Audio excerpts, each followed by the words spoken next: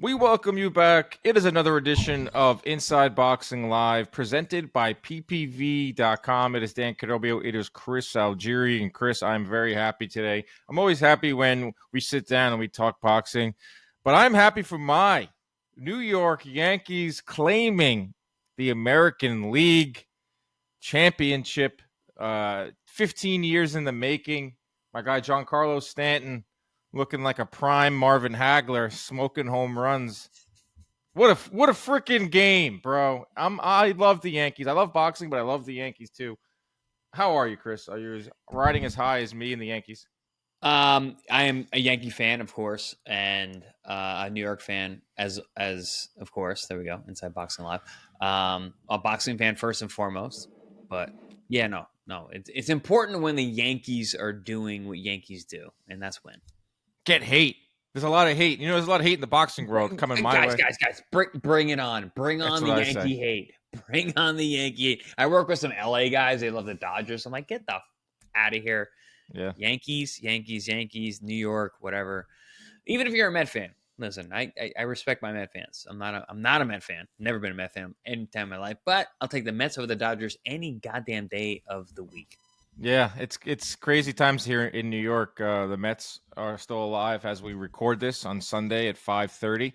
It cannot be the case when you tune into this later in the week. But my Yanks are in. That was fun. I had the double screens working Saturday night. I had Amazon Prime on for a shocking main event that saw Tim Tszyu get pummeled. Yeah. To put it lightly, pummeled by Bakhram Murtazaliev. And I had the Yankee game on the other screen. And I was doing two things at once. I did a reaction video. My brain was not properly working. I said, Bakhram Murtazaliev knocks out Tim Bradley. And I just posted it. And everyone's tagging Tim Bradley in the video. I'm like, why is everyone tagging Tim Bradley? Because I was doing too many things at once. You ever do that when you have like too many screens going? And like I was trying to create too much content. But that's what I've never done that because, that is my life and I'm just good at it. But, you don't make mistakes. Well, I am good at it. I am very good at it, damn it. This episode's brought to you by ppv.com. We're getting closer to the Tank Lamont Roach pay-per-view that is going to be announced soon. I think there's going to be a New York City press conference that I will attend, and I will interview Tank, and I will ask him what he thinks about Shane Mosley saying that he would take his lid off. But Lamont Roach versus Gervonta Davis is the next one. And you can order that on ppv.com as well as AEW Wrestling and all sorts of fun stuff. So thank you to our ppv.com friends for sponsoring every episode that we do here twice a week. We were with you last week where we told you about Bakhram Murtazaliev and how dangerous this guy was. Should we just get right into the main event? Like shocking stuff. Like one of the more shocking upsets we've seen in a while because Tim Tszyu was a heavy favorite. He was a huge favorite on the scorecards, the betting odds. Bakhram was a plus 1,200 for a stoppage for him, which no one thought. I think it was 5-1, right? I think 7-1. Was it 7-1 at the time? The time it actually came to fruition, because we were talking about it last week, and it was 5-1. And I did a bunch of interviews about it. I'm like, that's way too wide. 5-1 was way too wide. 7-1 is absurd. Because listen, I had a funny situation last week. I'm in Tampa, Florida, getting ready for our Pro Box. It was on the TV, right? On Wednesday night fights. It was on the TV in the bar. Randomly, I'm at my favorite cigar bar in Plant City, because there's only one.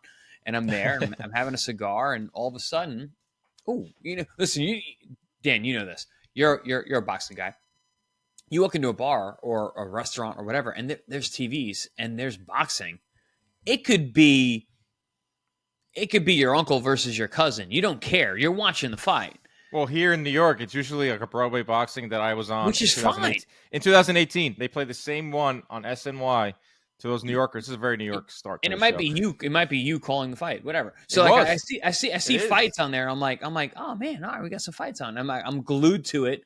And walking to the ring is Jack Kolke and Bakhram Murtazaliev, and I'm like, oh my god, I've been looking for this fight. I haven't had to watch this fight up until to prepare for the breakdown of this fight, and I see this fight, and it was halfway through the second round, and I sent a video from the bar to Paulie Malignaggi, and I go, "This guy is a goddamn nightmare." And he goes, "Yeah, that's a tough style." And I go, "Yeah, this is a really tough fight."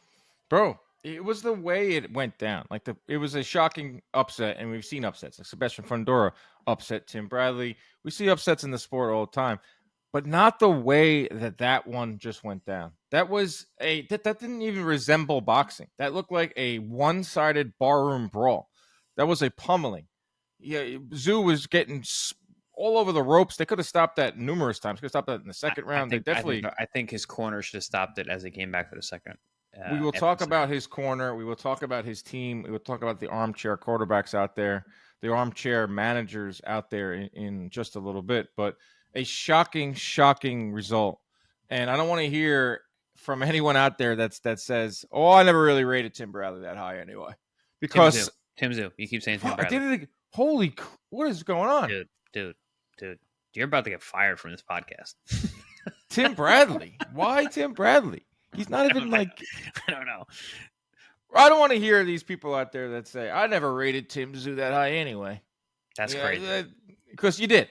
Because last week on this show, when we were talking about how good Bakhram was, and I was telling you about the 100 punches around, I was telling you about the jab, I was telling you about the wingspan, and we put out a clip on social media.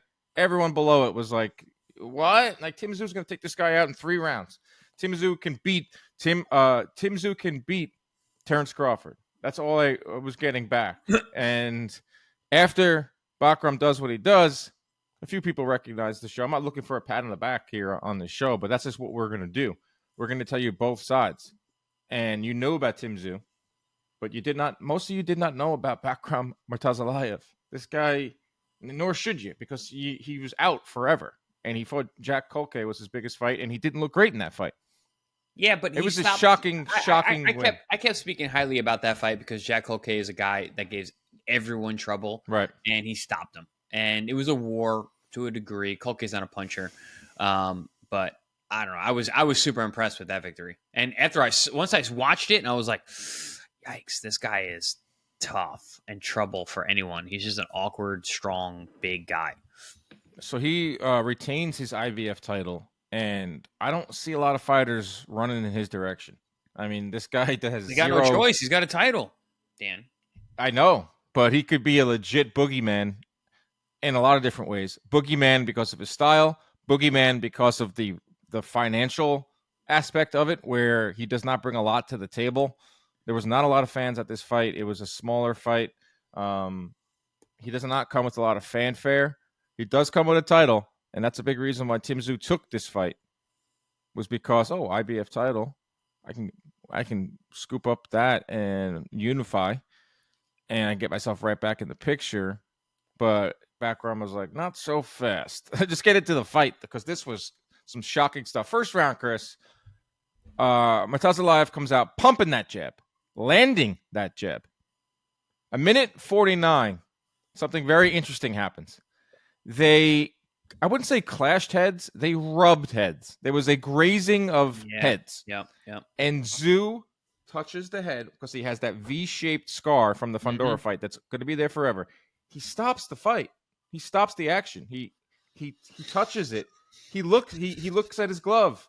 It's in his head. And I posted it on Twitter, and it's blown up because I believe that was the beginning of the end.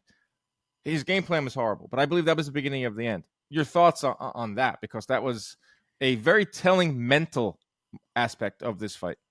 I noticed that too, and because there was not a cut, it was not a vicious headbutt in it by any means. There was no blood. The referee didn't say look over to the commission and be like, headbutt. He didn't even do that. It was nothing. He was having flashbacks, and listen, fighters go through a lot, and what Tim went through in his last fight, that's PTSD to 1,000. And that's why a lot of people who are in the know are going to look at this and be like, man, why is this guy fighting this guy right after that fight with Fundora, where one, he caught his first loss. Two, he fought a guy who was 6'7" on a week's notice. Also had this vicious, terrible cut. The management of Tim Tszyu, I know. is so I don't want to get into it yet. I don't want to get into it yet. We're gonna get into it, but we're gonna get into it. But talk to me about the opening aspects of this fight, where Murtazaliev is already pumping that jab, and we have the minute in. No, forget the jab, because Tim is used to fighting taller guys with good jabs, and he gets hit with some jabs early on. He's an aggressive guy. Tim never beats this guy. He could not. Tim's only way to fight is right in front of you. Fights at mid distance and is just shorter and tighter and lets his hands go and is super aggressive and backs you up. This is not that guy. This guy, he hits too hard. He's too long. He fires from the outside. He fires from the inside. He doesn't care if you hit him. He's way too. They look like they were in 3 different weight classes. Tim looks like a blown up welterweight, and Murtazaliev looks like he'd fight at 168. The guy's jawline and cheekbones were sucked in on fight night. He looked like he came down from 180 pounds easy, and Tim looks like he was eating pasta to make it from 47 to 54. I've had the pasta at the Carib Royale. It's pretty good. Different guys, different build, different everything. And listen, weight-wise, they kind of look the same, but they look like they were built on different things. Yeah, the weight was distributed different on their bodies. Very, very different. Murtazaliev, yeah, he looks like freaking Wolverine. Yeah, I mean, he looks like he's made out of adamantium, to use your Wolverine reference. But yeah, he, right away, Tszyu is fighting at a close distance. He's not moving his head. Murtazaliev is pumping the jab, and he's the thing with Tszyu that I didn't like. The first round, Tszyu had some success, and he's going to have success. Yeah, he landed some great shots, and he landed a lot of good shots against Fundora in the first couple of rounds too. Yeah. You know, he has that great precise power, and I'm thinking, okay, he's looking good, but he also ate a ton of shots in the first round, and the broadcast team, his power didn't look good at all.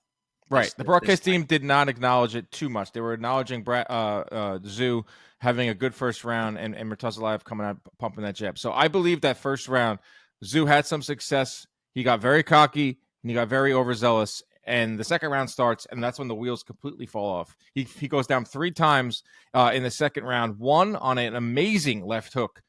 He both hooked at the same time, and it was just beautiful. And from there, they were off to the races where his legs he never are gone. recovered from that shot.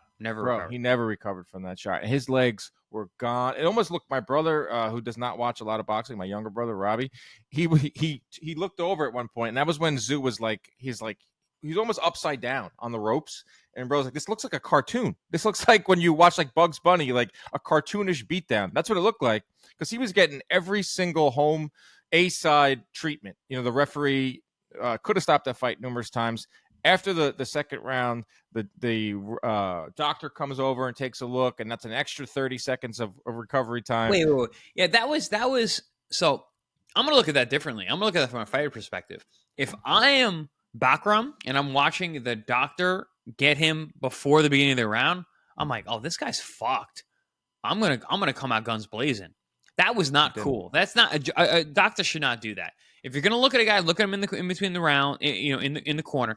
Don't wait till the end of the break to start looking at a guy in the middle of the round while you're in the middle of the ring, while your opponent is staring across the ring, watching the doctor check your eyes. I'm looking at that like I'm coming across this ring to knock your head off, which is exactly what Bakhram did.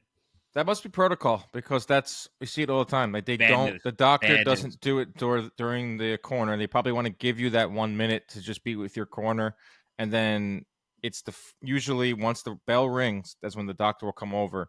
And in Tszyu's case, it didn't help him, but you can just tell that they were really on the side, wanted Tszyu to win this fight, and he does not. The second round, he sees the final bell somehow. I'm not sure why he even went to the third round. Now we can get into the third round comes out, gets pummeled again. Towel comes flying in, fight over. Bakhram Murtazaliev authors one of the best upsets of 2024. Yes, it was an upset. So some people out there saying this is not an upset. I thought he was going to win. No, you didn't. No one was picking this guy to win. I love the revisionist historians. Oh, we'll get into that because there was a lot of it, and it annoyed me from people that I really respect in this business. So fight over. Murtazaliev gets the win. Unbelievable. We got to give him a lot of credit because the next portion of the show will be talking about Tim Tszyu and slamming him. It's usually how it works in boxing. You always focus on what went wrong and all that instead of acknowledging the winner. But man, this guy's a problem. Murtazaliev is a big time problem. He fought an unbelievable fight. He was not given any real respect heading into it. We couldn't even pronounce his name properly. That's on us. But now, if you didn't know who he was, Chris, now you do. To a degree. I freaking just threw you an alley-oop, and you just kind of finger rolled it in there. We'll to see. A degree. We'll see. I mean, biggest win of the year right now. Yeah, biggest upset. That's great. I mean, in the hottest division. Yeah, but he's gonna have to keep doing this every single time because he has zero marketability. Zero marketability. Negative, maybe negative marketability. His style's not fun. Yeah. Granted, he had a great knockout. No. I've watched him. He's 80 punches around. That's fun. It's not fun. It's when he at a world championship level. Like, yeah, cool. Undercard, great. You got a guy who throws a ton of punches. He's fucking in there. He gets hit. Whatever. World championship level, no. He makes fights ugly. He's rough. He's rugged. But he's not like, I'm not talking about like a Maidana rugged. He's like a rugged, like, I don't even know. You didn't, last night wasn't like, you only saw him for 3 rounds and he looked like freaking a world beater. So that's not the way he looks. That's not the way he fights. That's not the way he fights, guys. Right. When I was watching him last week and other fights besides Kolke, like, yeah, I will say I've never seen this version of this guy against this level of opposition ever, which makes me kind of wonder, like, where did this guy come from? The lab. Anyway, I'm not gonna get into the conspiracies of boxing. Now, listen, he's been from Dagestan. Where did he come from last night? Where did this guy come from out of nowhere to show up? Royale Resort. I've stayed there. It's beautiful. Exactly. It's got great amenities. So yeah, I've got some questions about that, which we're not gonna delve into right now. But yeah, no, I've watched a ton of this guy, and it's funny because I never saw the Kolke fight, and I finally did this last week, and I was like, oof, this guy is a nightmarish style because he's super rough. He throws really hard shots. He is strong. He's big for the weight class, but he's rough, and there's ways to beat guys like that.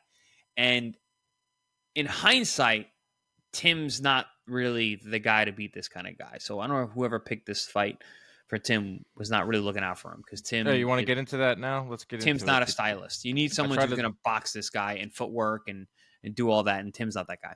I tried to delay this as much as possible because I wanted to talk about the fight and I wanted to get. There's no way to delay it. There's no way to delay it. The people handling Tim are doing a terrible job.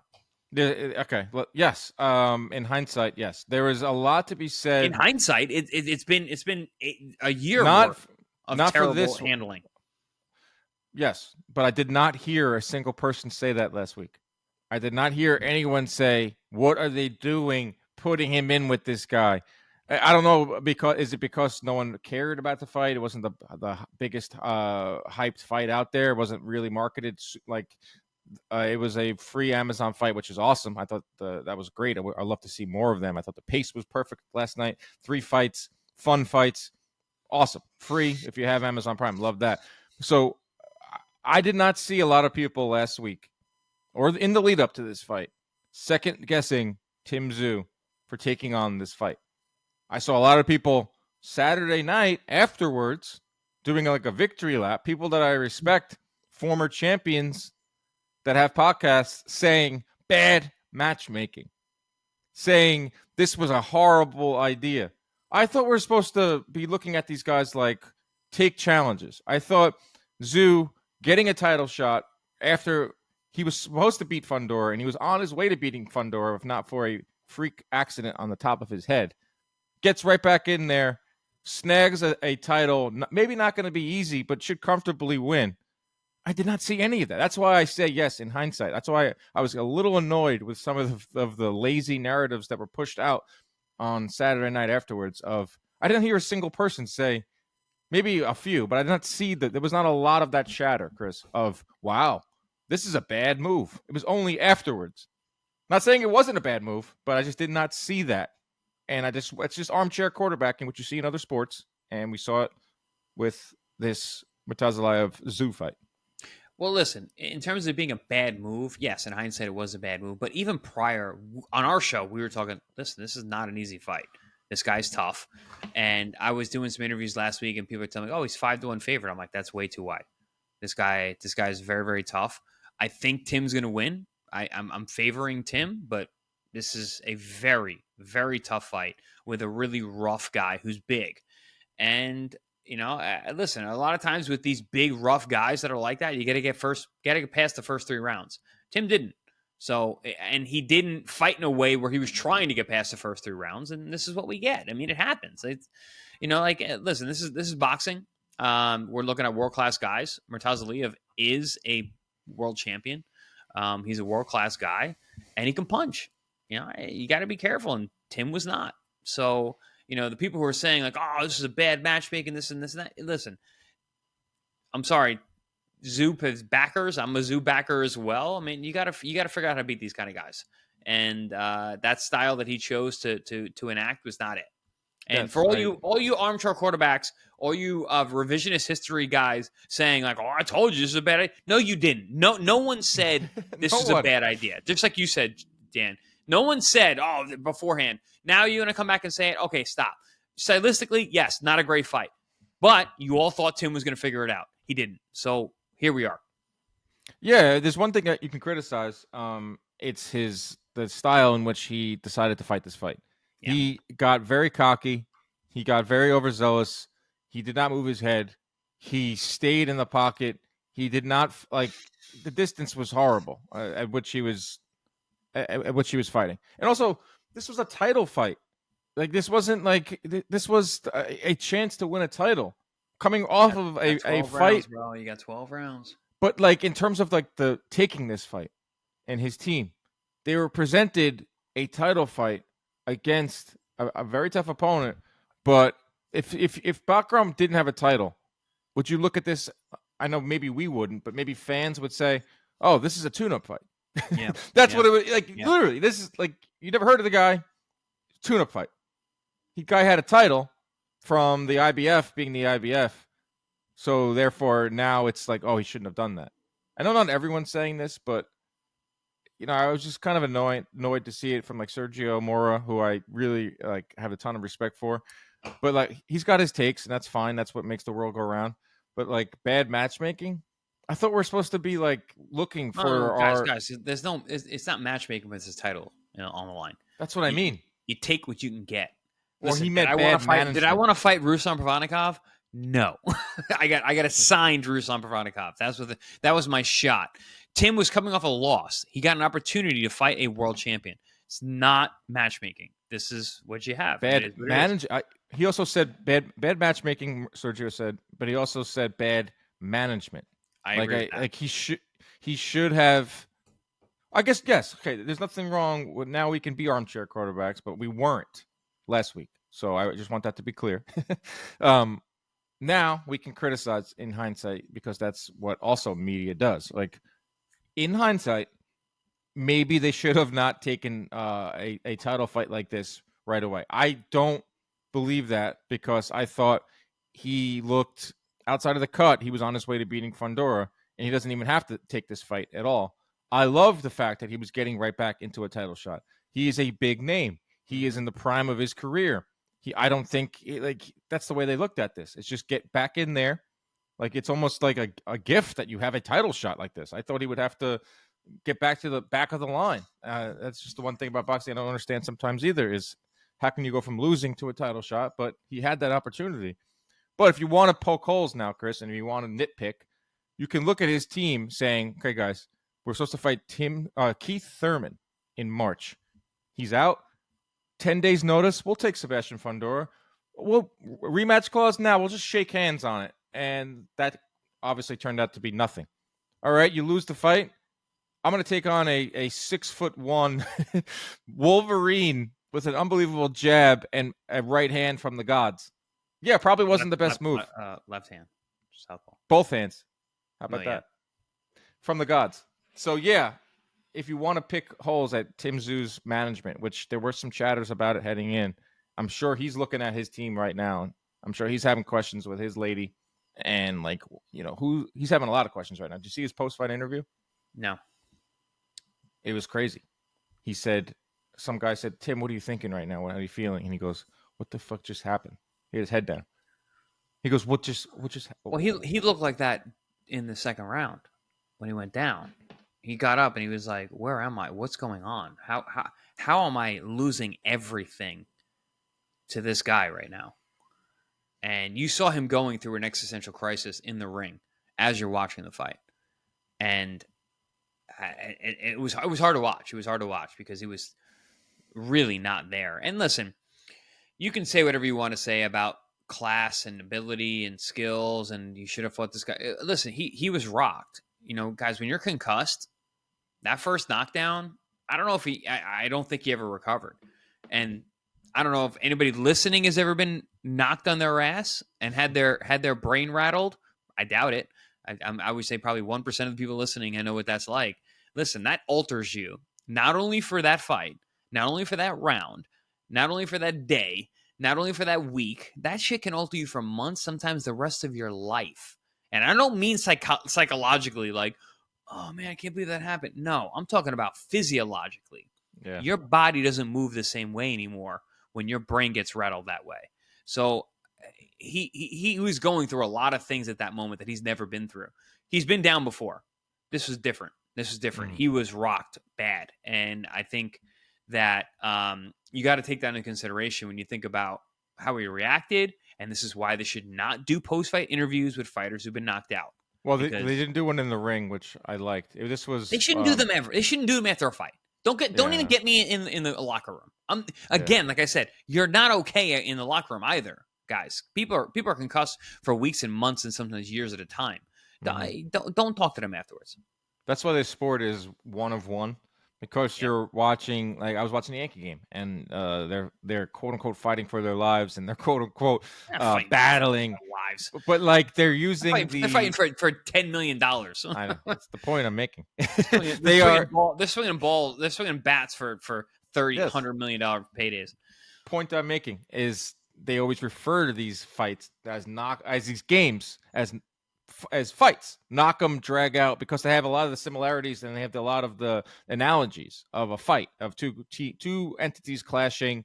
But in boxing, that literally you're watching a fight. You're watching someone in Tszyu who was looking to right a wrong of his last fight. He has his dad there for the first time since his debut, which during the week was just drumming up all sorts of nostalgia and awesome. Loved seeing that. They have a checkered past, not the greatest history. Love to see them together. That's in his mind. Also in his mind is, I need to get back to the top. I need to get back and be a champion again. Also in his mind is, there were some people criticizing the fact that, like, why isn't he fighting with Turkey? Why isn't he fighting some of these guys at 154? Why is he fighting in Orlando? Like, all that. I know maybe he's not thinking of all that, but just what you explained, but you get to watch it play out. That's why the sport is so full of drama, and that's why it's like one of one, because they're literally fighting. He's fighting for his career, and he's fighting for what's next. His life, and on a number of different fronts. And where does he go next? Like Sean Porter, our friend, said this sets him back 2 years. Would you agree with that? Yeah, I think did I speak about that with you? No, I did that for my article for Algeria School of Thought. A loss here sets him back way more. So the Fundora fight, which I think a lot of people didn't even look at it as a loss because he performed so well, and also seemed like he was on the short end of the stick of some bad situations in that ring based on the doctor, the cut, the everything leading up to it, as you just alluded to earlier, Dan. But this is different. Losing to this guy who is wholeheartedly unknown for anyone on this side of the world, actually anywhere, doesn't matter. I don't care where you are. Nobody knows who this guy is. And to lose the way he did, yeah. Like people ask me, what does Tim do now? I'm like, he disappears for a while. And he has to go underground and go get some wins over in Australia and fight on a local circuit and grassroots his way back. if he wants to do that. I mean, I'm sure he does. I don't think he's made enough money where he can just kind of sit on it. So I would, 2 years it's pretty accurate from Sean. Pretty accurate. 2 years. Wow. That's another thing, too, with boxing. It's different than every other sport. The Cleveland Guardians get knocked out of the playoffs. They'll be back in April. They'll take 2 weeks. They'll go to the beach. Yeah, they still got paid too this year. This whole season. They'll go to the beach. They'll go on a vacation. They'll spend the holidays, and they'll start hitting. They'll go to spring training. Start hitting. Yeah, which they did in December. They start hitting, and they go to the spring training, and then baseball starts up again in April. With Tim's 2 years, we're talking about. This is different. Boxing's different, man. Like, you're guiding careers. There's no schedule. There's no league. So your management is super important.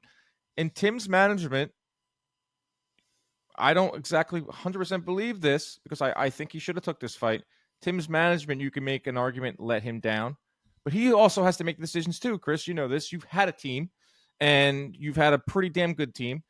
You're the boss. You ultimately make the decision. So they presented him this background fight. No one's putting a gun to his head. You know, there's another thing with boxing. I'm talking about how there's no schedule. It's a gift and it's a curse. You can turn down fights. You can take a softer touch. You can make your own schedule. So it's ultimately up to Tszyu. I'm using a lot of stuff about his team, his manager, this, that, and the other. You know, Tim has to take some of the brunt here of the a bad decision in fighting this guy too. Yeah. So Tim's a fighter.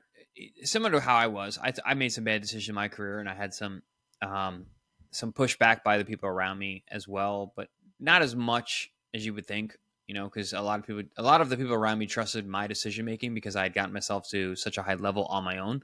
Mm-hmm. But there were fights that just didn't make sense for me at the times that I took them. Errol Spence, for sure, didn't make sense. I had a knee injury. Stylistically, and what was the thought process there? I'm just curious. I never even asked you this before.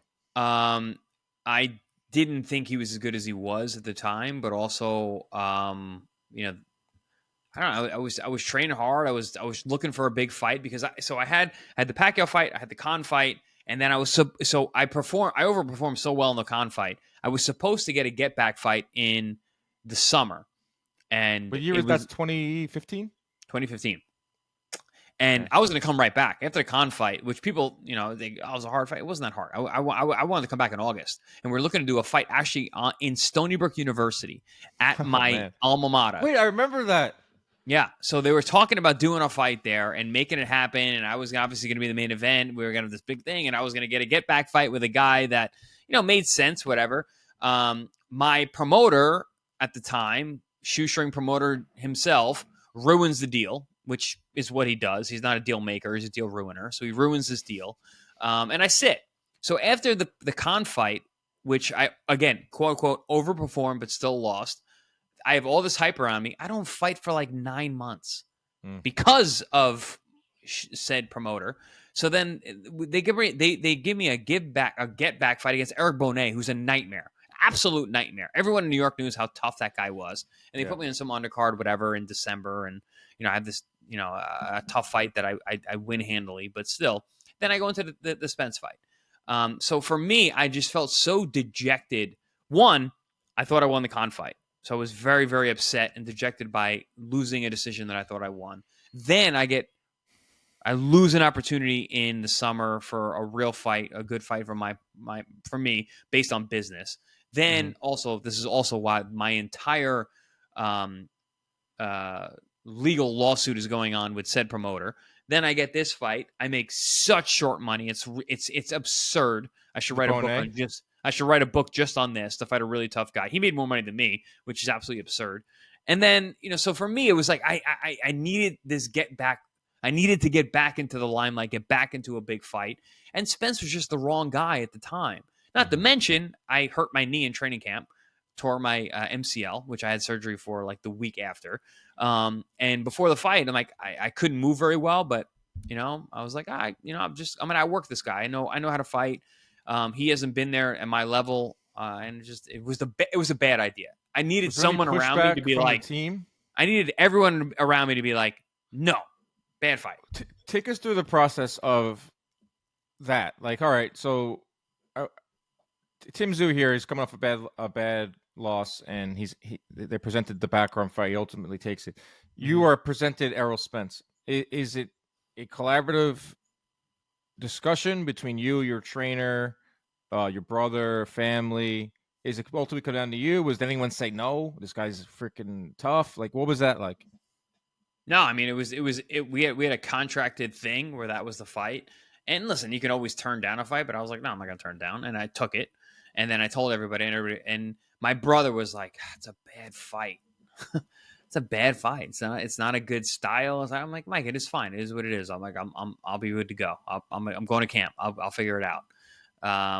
But everyone else around me, it was what it was. I didn't have anyone managing me. I was my manager.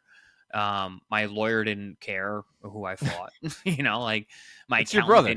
My accountant didn't care. My lawyer didn't care. I didn't have a manager. I was the manager. I was a fighter, and I want my accountant just to be the accountant. Yeah, be good exactly. at that. Yeah, exactly. So but that was my team. My team was me and my accountant, my lawyer, and my team. So my trainers. So but yeah, nobody pushed back other than my brother.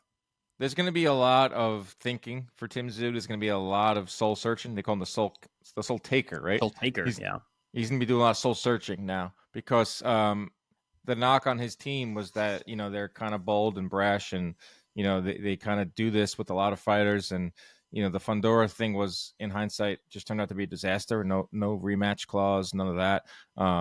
And now this does not make them look good. He wins this fight, and you don't hear any of this.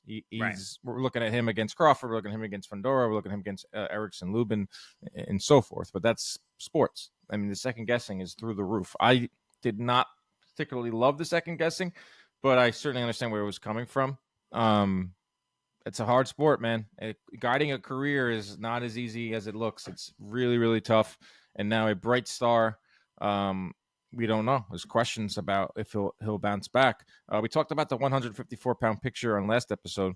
Nothing has changed because Murtazaliev is still the champ with the IBF. Crawford is still your WBA champion. Fundora is still the WBC, WBO. And we have these supporting characters as Madrimov, Tszyu. He's not, not Tszyu. Ortiz, Boachuk, Conwell, Abel Ramos, Boots Ennis, maybe, because his dad's talking about going up. But what did change now is another piece at 154 shifts around this puzzle. Terrence Crawford is not fighting Bakhram Murtazaliev. Ever. Like, I put that at 0%. 0%. So that makes that Canelo fight even more possible to happen.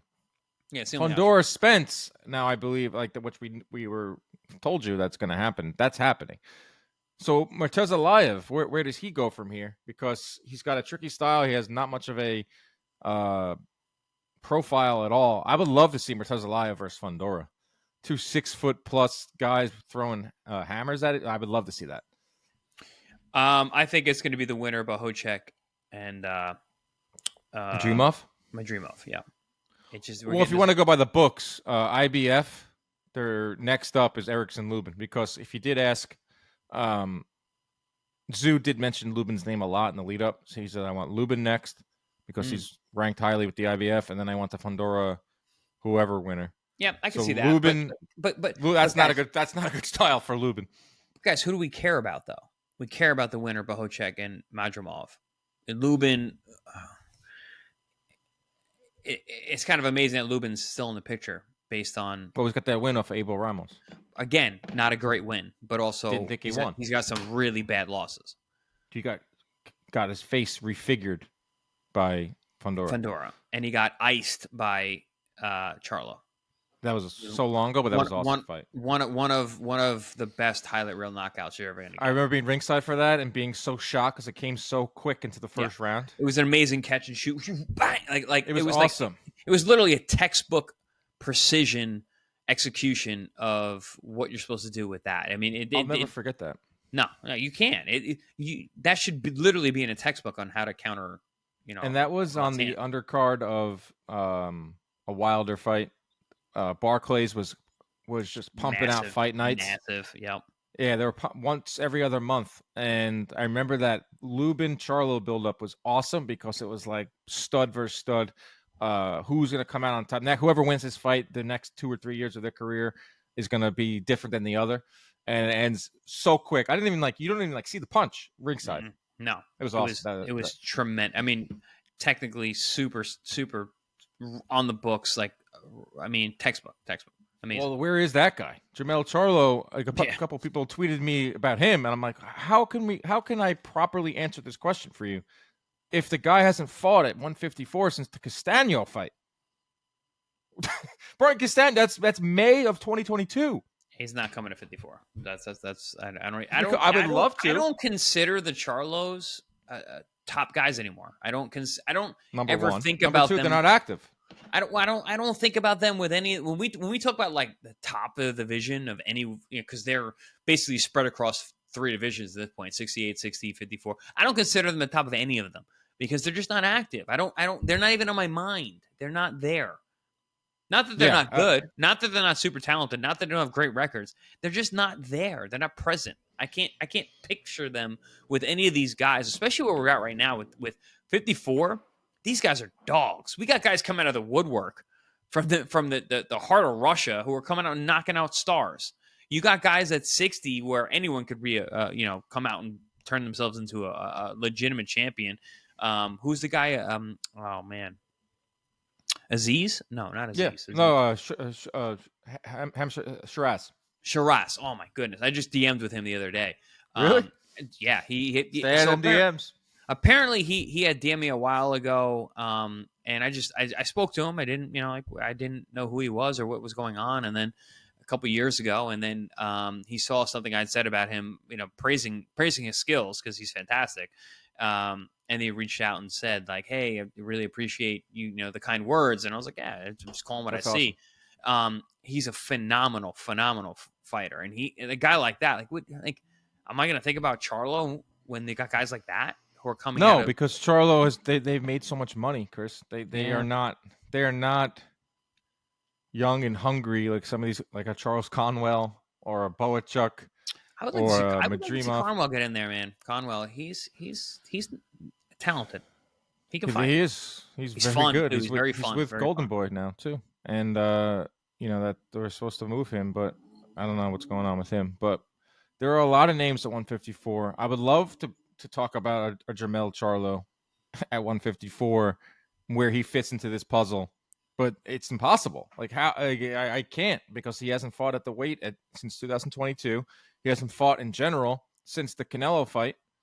Canelo has fought 3 times. Canelo has fought since then. And oh wow! Oof. Twice or 3 times. It was September he fought. Canelo fought in May, and then again. Twice. Yeah, Canelo's fought twice. Yeah. And he's, lining up another fight for May, and Charlo is nowhere to be found. Like there's a Jermall Charlo rumor floating around about the Cornflake Lamana on the Tank undercard, but you just can't really think about him at 154. Crawford not fighting Murtazaliev. Fundora is fighting Spence. Those are the champs. Murtazaliev is the other champ. He can fight Lubin, because he's technically next up at IBF, and then he can see where the chips fall. But I'm happy for this guy. I'm happy for main events. They're not the biggest promotion. They once were a behemoth in this sport, and it's pretty much just Kathy Duva and her daughter and some of the others at main events running the show there now. But they got a champ, and that was a huge win for him. I think it's upset of the year, right? I mean, unless I'm forgetting something.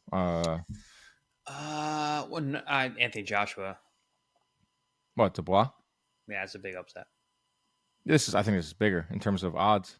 Fight Ghost, this guy does amazing work. He puts together the upsets of the year every year in terms of odds. I mean, odds. This is probably 7-1. That's up there. That was such a bad. Vegas sucks. Like in hindsight, once again, hindsight is the word of this episode. I said that before. I said 5-1 was too wide, and this guy plus has 1,200 for a knockout. So what was Joshua? What was? It was not 7-1. It was like 3. Was it 5-1? No, 3, maybe 3-1. Really? It was that close? It was closing. It was getting tight as the fight week went on, because a lot of people were. Well, I mean, anyone who has their heart to the pulse, or their eye to the pulse, or finger to the pulse, knows that 7-1 was absurd for this fight. Finger to the pulse. 5-1 was stupid. 5-1 was stupid. I said it last week. 5-1 is a stupid spread for this fight. So 7-1, this guy needs to get another job. Dude, the ear. This is my Dan Canobio bobblehead. Oh, that's cool. How'd you get that? My dad got it for Christmas. The ear of it just fell off, just like Evander Holyfield. Well, there you go. You should get a Mike Tyson one bobblehead. Here's the ear, because there's plenty of those, and just put it right next to him and be like, Arr. Do you know the story behind the ear? Like, the ear was still in the ring, and the guy was brushing the mat afterwards. Everyone left the arena, and he found it. He found the chunk, and he gave it back to Holyfield. I actually told that story to Logan Paul, of all people. He was asking about it, and it's just like one of those random facts that I know from my dad telling me, like being there and like at that fight, and then him like having a little. It's like what do they call it? Cocktail story, cocktail party story. Is that a thing? Cocktail party story. You're at a cocktail party. I've never heard that term. Damn. You're at a cocktail party. You're talking to a guy you never really met before. Maybe you say, no, listen, I understand what you're talking about, but I've never heard someone say a cocktail It's a fact. Story.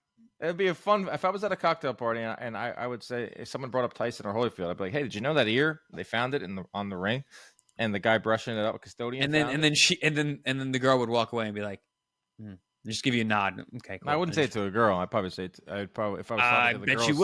I bet you would. I'd say to the girl, like the girl's boyfriend, if I was trying to like befriend. Well, the girl's boyfriend would be way more interested than her. Right. The girl wouldn't. She would be like, "Wow, okay, who's Mike Tyson? Isn't that the guy from Hangover?" What a weird guy this guy is, talking about ears. Should I make an announcement right now? Right here on the show. Big time announcement, Chris. Dan Canobio. Hold your breath. Hold your breath, people.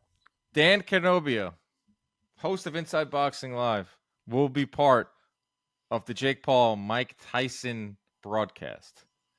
Just got word. Thank you. I will be working with DraftKings. Slow clap, people. Clap. Thank you. Scott. Thank you, everybody out there. I will be working with DraftKings. I will be giving you some betting advice before the Katie Taylor fight and before the Mike Tyson Jake Paul fight. Heading down to Texas. You've been a heater lately, so that's some good numbers, man. That's some good insight. I think they took notice that I've been winning parlays. Did not win our parlay Saturday night, but I said to someone, a couple people were tailing it, and I said, you know what? When we get a crazy performance like we saw from Murtazaliev, when we get an awesome moment, I don't care about my parlay. I rip it up. No, so you and I were both. We're never married to our picks, even if we lose money, because we love the sport. If it's good for the sport, we're with it, even if we're wrong. But. Right. So I don't know. I'm headed down to Texas for that fight. I'm going to be doing some stuff during the week too. Some cool stuff, some more announcements in terms of content. But you will see me on the Tyson Paul broadcast right before they make those walks. I'll be giving you some odds and stuff. So looking forward to that. I probably won't be watching, but I might tune in for you. I see you watching the Taylor Serrano fight. Yeah. I'll watch that. That's real boxing. I'll watch. They've added some crazy fights to this card. Bruce Carrington is now fighting. I saw that. I think that was like a Brownsville type of thing. They want to. I just think they're. Well, I think they're being very smart with his marketing, because that's where his strong point is at this point. He had a very underwhelming performance his last fight, and I think they want to put that in the past. Yeah, but they're also tying in. They're both from Brownsville, Mike Tyson and Shu. Yeah, that makes sense. They're doing it's a way for. I think MVP has reached out to a lot of different promoters. I think it's a very smart move to get. They got to get Danny Jacobs out there, man. They got to bring him down. Bring him in. It's a crazy broadcast team. I can't announce that yet, but there's some names and some faces that you're going to say, wow, this is crazy. Lucas Body is fighting Corey Marksman. Lucas Body knocked out Ashton Silva, which was probably the knockout of the year on the Jake Paul, Mike Perry undercard. Ashton Silva was a highly touted prospect, got knocked out cold, bro, by Lucas Body. Yeah. At 135. Sick knockout. He was also losing every minute of that fight. Yep. And Corey Marksman is a guy that's fought a bunch of times on MVP, who's a really, really fun fighter. I love that fight. Marksman and Body. Shadeja Green was added to the card. Oh, 7 she's fights. tough, man. Shadeja's tough. I like her. I called a couple of her fights. Yeah, she's an MVP fighter. It's a 7-fight card. It's got a little bit of everything for Where is the card going to be? Jerry World. AT&T nice Stadium. Yeah. So cool. I'm excited for it. We'll all be watching. Even the people that say they're not going to watch, they're going to be watching. It's on Netflix. You will. What else happened this weekend before we say goodbye? Yoenis Tellez, he won. He's bad, dude, huh? He's a good dude. He's a bad boy. I called a bunch of his fights on MVP Prospects. He's knocking on the door. I've called his opponent we had on Pro Box TV a few times, and that boy can fight, and he's tough, he's strong, and Tellez handled him very, very well. He is really good, and he's knocking on the door at top 10 of 154. I've called a bunch of his fights. He had an awesome knockout on the Spence undercard, Spence Crawford undercard.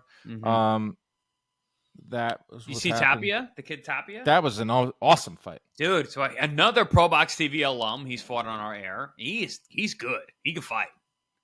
Yeah, that fight was. I mean, they were both down. That fight was awesome. That fight was that whole card was fun. I mean, it was your free, quote unquote, free Amazon Prime offering, the first one. I had our boy Brian Campbell was on the call. Custer, Keith Thurman, BC. Love me some BC. Keith Thurman's interesting on the mic. I can't believe they put him on the mic. But. Yeah, he's weird because he's such a good interview and like he could talk. He's weird because he's weird. He's a weird guy. Right, but I thought that would like translate onto the screen where he didn't say a lot. Like his open, he was so quick.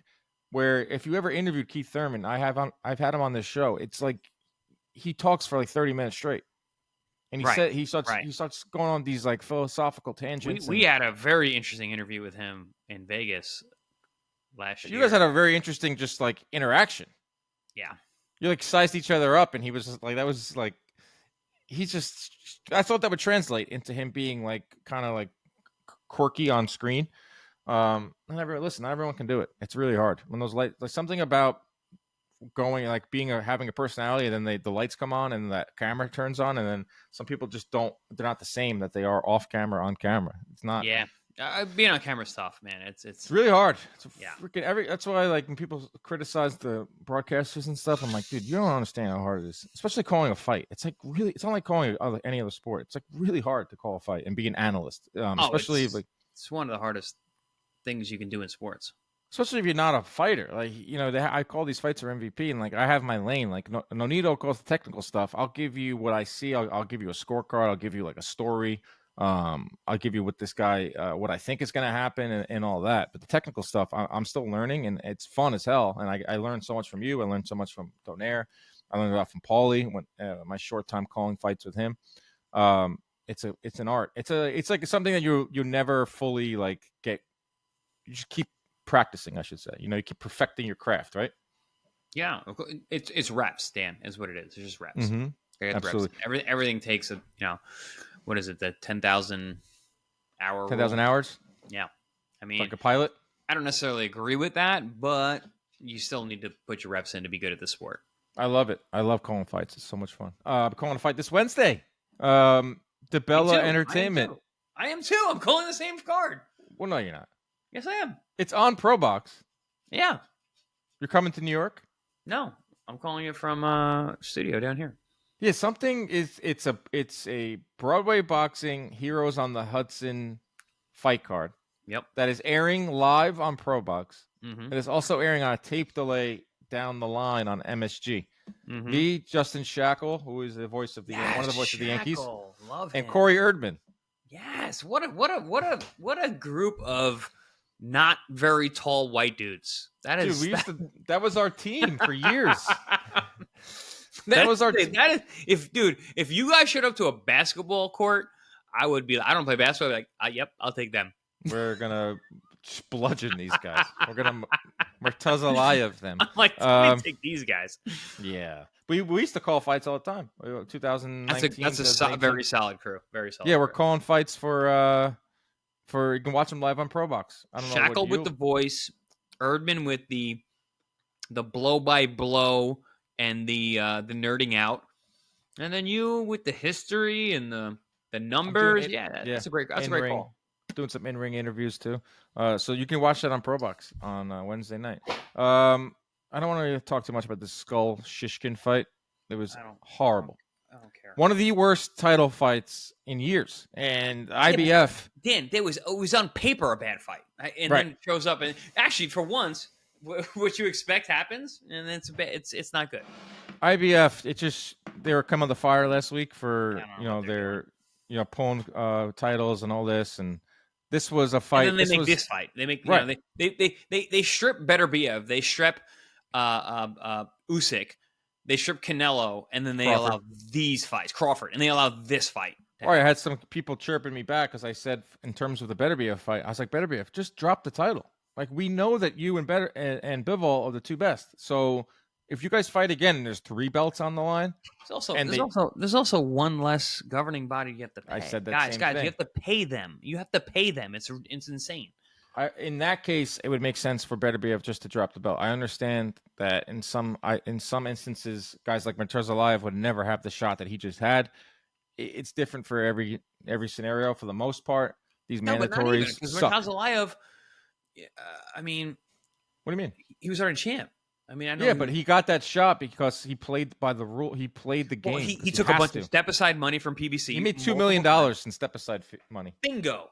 So like that guy lied in weight training and being ready, and now he's here for the world to see. He played it a different way. Skull beats Shishkin. Shishkin landed nearly twice as many power punches and landed a higher percent of his punches. That fight was but dude, awful. When that whole Skull thing came on, it's like, it definitely seems like they want this guy to win. I don't know why, but they want him to win. So that someone at 168 now can fight for a title. Like if I was Berlanga, if I was Plant, if I was Munguia, if I was Pacheco, I would be running towards William Skull. And I would assume Munguia, but we'll see. Any of those guys. Adam Azim stopped O'Hara Davies, who then retired after the fight. He's good, man. Definitely needs some more. He needs some more work. Yeah. But he's gigantic for the weight class. I don't know how that guy makes weight. I watched that boxer card. I watched Anthony Yard. He did not look good at all, which is a shame because I really like him. And Azim looked good, but also you could see where he was lacking. He needs, he's only got 11 or 12 fights. He needs more seasoning. The fight everyone wants to see there is Adam Azim versus Dalton Smith at 140. It's like a domestic, can't miss prospect fight. Like winner moves on to the next rung. I mean, listen, I think Adam Azim beats all those guys over there.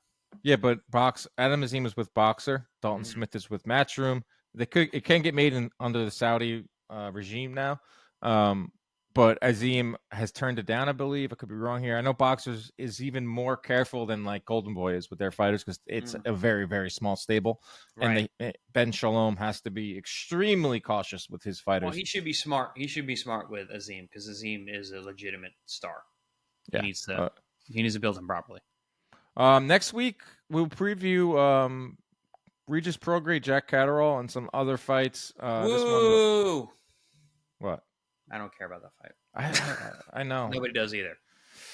It's a hard fight to get like jazzed up about because I don't think either guy will ever get back in the title picture. No, nobody cares. So what exactly is this fight for?